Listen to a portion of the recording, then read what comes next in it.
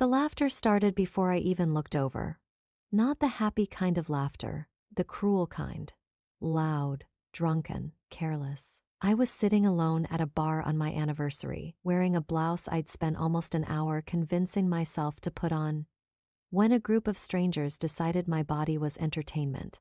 They kept talking about my chest, about fake women, about fake breasts.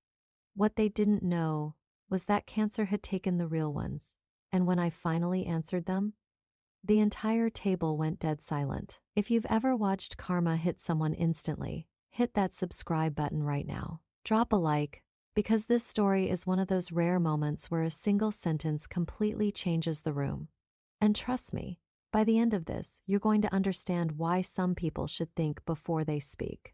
So, this happened about a year after my double mastectomy. Even saying those words now feels surreal. A year earlier, my entire life had been divided into two versions. Before the diagnosis and after.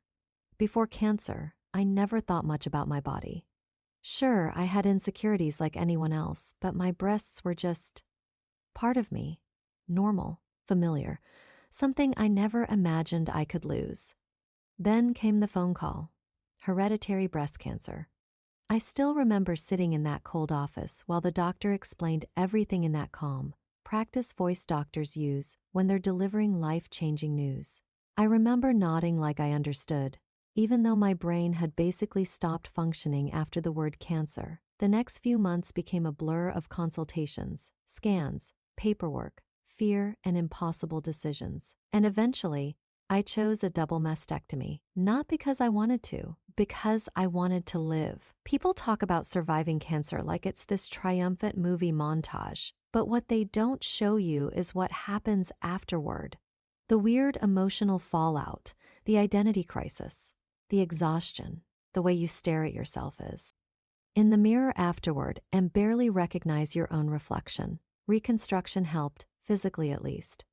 But emotionally, that took longer, a lot longer.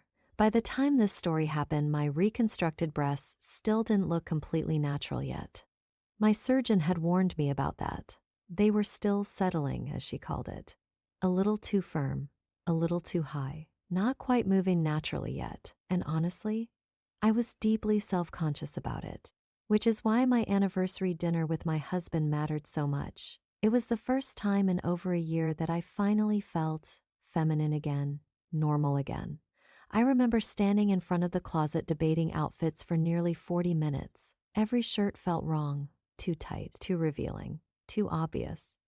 Then I found this soft black blouse. It dipped a little lower than I normally wore, but not in a dramatic way. Just enough that I actually felt attractive wearing it, and that feeling had been gone for a long time. My husband had made reservations at this nice restaurant downtown. We planned to meet at a nearby bar first because he was coming straight from work. So there I was, sitting alone with a drink, trying to relax, trying not to overthink whether people were staring, trying not to tug at my shirt every 5 seconds. At first, the group beside me was just background noise. There were maybe 6 or 7 of them, mid-30s to 40s, clearly drunk already. One woman had this loud, piercing laugh that cut through the entire bar. Then I started catching pieces of the conversation. So fake looking. I swear every woman gets implants now. Can always tell. I froze for a second.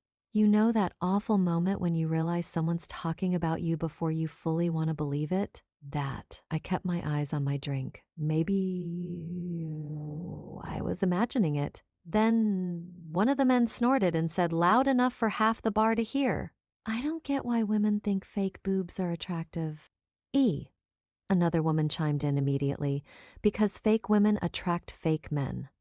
The whole table laughed, and suddenly I became hyper-aware of everything: the neckline of my blouse, the stiffness in my chest, the heat crawling up my neck. I wanted to disappear. Part of me thought, ignore them. But another part of me, the exhausted, emotionally drained part that had spent a year being poked, scanned, cut open, stitched back together, and forced to rebuild herself from scratch, couldn't let it go. Because these people weren't just mocking my appearance, they were mocking something I never chose. And the worst part, they had absolutely no idea. That's the thing about strangers. They look at 10 seconds of your life and decide they know your whole story. They see scars and call them ugly. They see survival and call it vanity. The conversation beside me kept going. Oh my God, they never look natural. I'd never do that to myself. At that point, just age naturally. Each sentence hit harder than the last. Not because I believed them, but because they accidentally touched every insecurity I'd spent the past year fighting. I remembered crying after surgery the first time I saw my chest. I remembered wondering if my husband would still see me the same way. I remembered trying on bras alone in fitting rooms and silently panicking because nothing felt right anymore. And now here were these strangers reducing all of that pain into drunk bar gossip.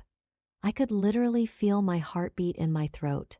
For a second, I almost got up and left, but then something shifted. Maybe it was anger, maybe exhaustion, maybe was simply tired of feeling ashamed for surviving. I slowly turned around on my stool and looked directly at them. The table went quiet almost immediately, not because they suddenly realized what they'd done, because people like that usually assume the target will stay silent. I remember one woman giving me this awkward half smile, like she expected me to laugh along with them. Instead, I looked straight at the group and said, "You know what I hate more than fake breasts?" Dead silence. The kind of silence that drops like a brick. Nobody moved. Nobody smiled. One guy looked down at his drink immediately. And then I said it. Breast cancer. That was it. 2 words. But it felt like all the oxygen got sucked out of the room.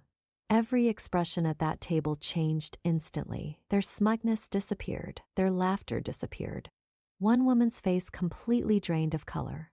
Suddenly, nobody had anything clever to say anymore. And honestly, that moment was more satisfying than if I would screamed at them. Because the reality hit them all at once. These weren't fake boobs. These were reconstructed breasts, scars from surviving cancer. Evidence of loss, evidence of survival. The loud guy who'd been making most of the comments muttered, "Shit, sorry." Not confidently either, quietly, embarrassed. Ed. Like a child getting caught doing something cruel. Nobody defended themselves. Nobody argued. Because what could they even say? Within maybe 30 seconds, the group started gathering their things. Quietly, avoiding eye contact, and then they left, just like that. I sat there for a moment afterward, adrenaline still buzzing through me. My hands were shaking slightly around my glass. Not because I regretted saying it, because I realized how long I'd been carrying shame that never belonged to me in the first place. A few minutes later, my husband walked into the bar. The second he saw my face, he knew something had happened. He sat down beside me and asked, "What's wrong?" So I told him everything. The comments, the laughing, what I said back. And after about 2 seconds of stunned silence, he burst out laughing, not at me, just at how instantly those people got shut down. And honestly, I started laughing too. Not because the situation was funny, but because for once, I didn't leave feeling humiliated. They did. That night ended up becoming one of the best anniversaries we'd had since my diagnosis. Not because of the strangers, but because something changed in me afterward. Cancer takes a lot from you, your sense of safety, your confidence, sometimes even your identity. But that night reminded me of something important. I survived. And I'm not going to apologize for the scars that survival left behind. People judge others so casually now. A body, a scar, a surgery, a change in appearance. They see one tiny piece of someone's life and decide they know everything, but they don't see the hospital rooms, the fear, the sleepless nights, the moments someone chooses survival over comfort. And honestly, sometimes the strongest people are the ones quietly sitting beside you at a bar, just trying to feel normal again. So maybe think twice before mocking someone's appearance, because you never know what battle they already ought to still be here. And sometimes, the most powerful revenge isn't yelling. It's telling the truth. If this story hit you emotionally, make sure to like the video and subscribe for more real Reddit revenge stories that prove karma doesn't always need months to work. Sometimes it only takes one sentence. And tell me in the comments, What's the fastest instant karma moment you've ever witnessed?